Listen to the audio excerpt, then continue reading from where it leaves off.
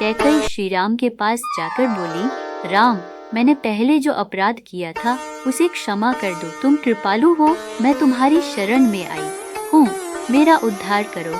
मुझे कोई मार्ग बताओ जिससे मेरा अज्ञान नष्ट हो जाए। कैकई की बात सुनकर श्री राम बोले, माता, आपने तो कोई अपराध किया ही नहीं। उस समय सरस्वती ने आपकी वाणी में बैठकर वह वर मंगवाया था। आप तो शुद्ध बुद्ध हैं, आपको लेकर मेरे मन में किसी तरह का रोष नहीं है। फिर कुछ देर चुप रहकर बोले, लक्ष्मण आपको कहीं ले जाकर उपदेश दिला देंगे। उन्होंने कैकई को विदा करते हुए लक्ष्मण से कहा कि कल माता को नगर के बाहर सरयू तट पर वहां ले जाना जहां भेड़ें रहती हैं। भेड़ें के मुंह से थोड़ा उपदेश वाक्य सुनवाकर वापस ले आना। यह सुनकर लक्ष्मण को आश्चर्य हुआ।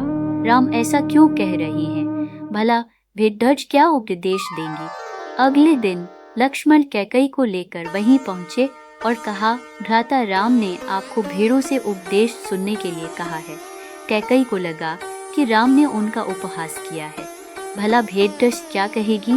मन में तरह तरह के विचार आने लगे। तभी वहाँ भेड़ों का एक झुंड आकर में करने लगी। कैकई के मन में कि भेड़ें में क्यों कर रही है?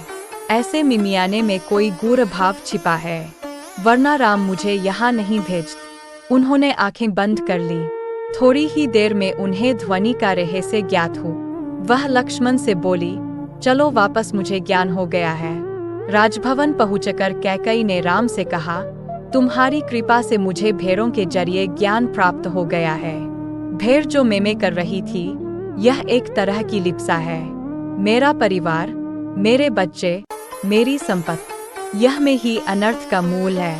भेड़ों ने मुझे ज्ञान दिया कि ममता त्याग। भेड़ें समझा रही थीं। 2.